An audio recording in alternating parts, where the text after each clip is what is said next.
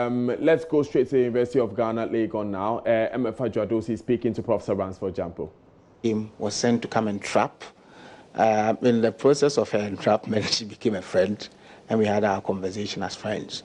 And some of the conversations were very informal, but we are all mindful of the fact that it had got nothing to do with my professional relationship with a student and all that. And so, if you have looked at the video, it has got nothing to do with somebody having sex and changing. How do you talk about sex for grade between a lecturer and somebody who is not his student? And so it is misleading, but it seems to me that I explained the circumstances to them, and it seems to me that there are people behind the scenes trying to pull the strings just to be able to embarrass me and all that. Because if you speak to the BBC, they tend to understand your point of view. I've written extensively. I'm going to give you copies of these letters. This is my first letter I wrote to them. It's an 11-pager. The second letter, it's here, and then the third letter explaining. And I made a lot of points, raised a lot of issues with what we were seeking to do. But some way, somehow, they decided not to factor anything that I have said in this letter into their own reportage. And the people that they were supposed to speak to, we had conversations here with my assistants, in the office. They don't want to speak to them. And it's like they are bent on pushing a certain angle just to be able to embarrass me. I can understand, because this is not the first time incident like this has happened. You come from Joy. Google accuser apologizes to Prof. Jampo. It was your outlet that carried that story, where somebody made that allegation. When I was going to go to court, then the person came to apologize. I've received several text messages and threatening ones telling me, we're going to bring you down, we're going to kill you, because you are loudmouth. The worst that can happen to me is for them to kill me. But me too, I don't fear to die. So this one, it is just a stone that has hit the thigh of an elephant. I don't care. Once I haven't done what they said I have done, my conscience are clean. I will continue to do what I know how to do best. I will treat my students with love and respect. I will say my mind on all national issues at all times. Damn the consequences, and let people like the current crop of BBC reporters do the kinds of things that they want to do. I don't care about them. I care about my nation, Ghana. I will continue to live a life of integrity and serve my nation, Ghana. Can you easily recall this particular this video that we're saying, who this person is, how the person approached you? Can you run us through what happened? Yeah, the person was, I just came to my office, sat down. After sitting down, I was just about rushing into another meeting where my assistant just called to tell me, just informed that there's this lady who has been here for about 20 times. Anytime she comes, I'm a very busy person. Anytime she comes, she doesn't, meet you. So I'm pleading with you, try and meet her for me. I said, okay, bring her in. They brought the lady in, and she came to sit where you are sitting. You are very articulate, you are very confident. I admire you. I like the way you keep politicians on their toes. Every lady I've spoken to wants to have you as a friend. She said all manner of things. And I said, my friend, tell me why you came in here and stop these things. And she said, well, she's writing a research that she wants me to mentor. And so, what was it? She said she was writing about academic freedom. Around that time, I had spoken extensively against the draft Public Universities Bill. So she felt that giving my stance on that, I could be of help. And so I gave her the needed directions. There are some of the things I can show you. Hold on. She termed her own name as Abigail, and when she came the first day, I asked her to go and do something. Okay, go and do research about how university professors are appointed in Germany, because I know that I was told the university professors in Germany, sometimes in their appointments, the government or the local authorities have a say. I wanted to understand so that I can also fashion out an argument to be able to make a case, for our situation. So she brought this paper, and it's here. She brought this paper. We discussed it extensively.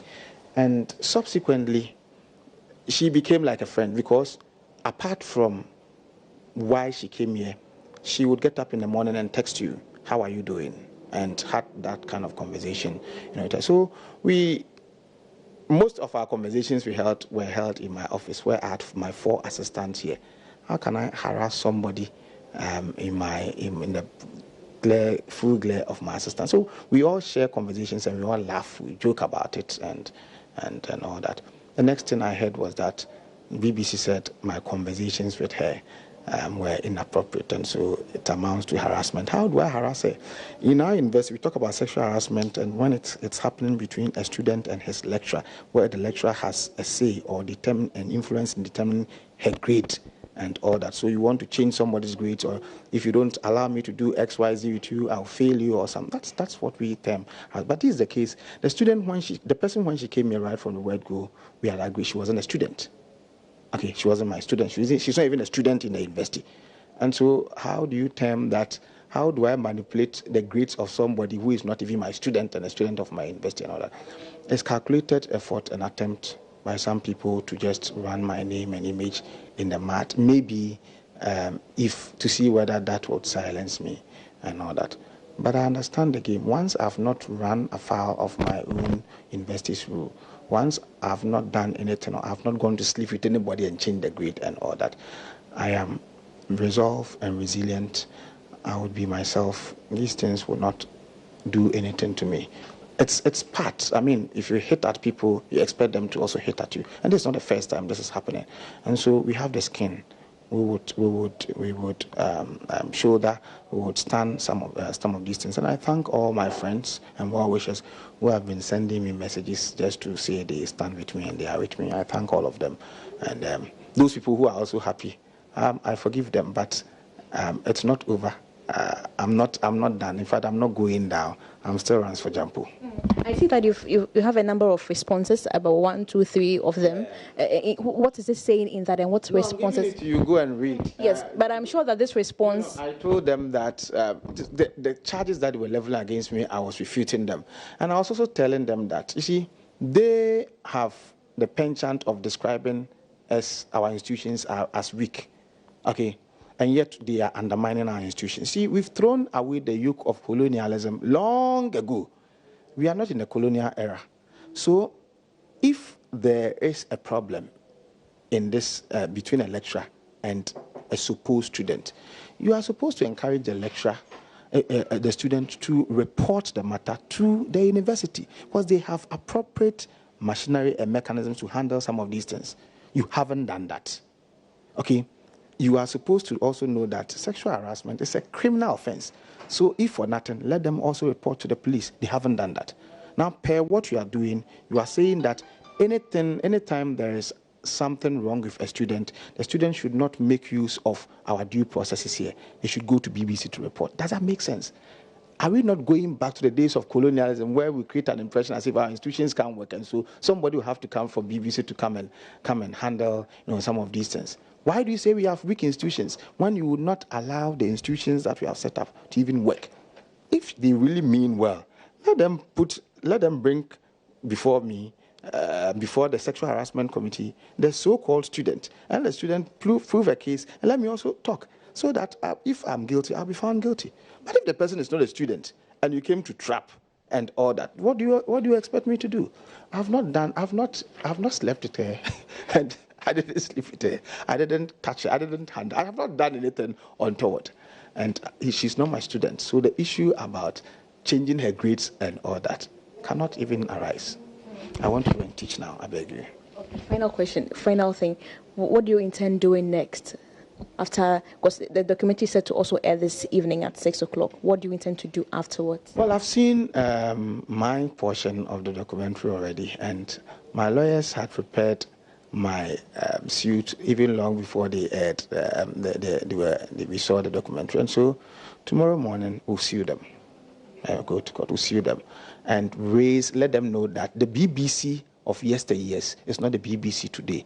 The BBC of yesteryears that was independent and would look into matters from all angles is now the BBC of a few people who are paid by by some politicians who do not like people who are independent-minded. They get paid and they get pushed to do their bidding. And I'm happy. You see in my letter, I've told them that they are doing the bidding of some people, and I expect them to be independent-minded. When you saw the video, were you not disappointed? You were expecting a lecturer sleeping with a student and going to change the grade. Who does that? It doesn't make sense. BBC must set up. Otherwise, they are as useless as any other media outlet that is not worth its salt.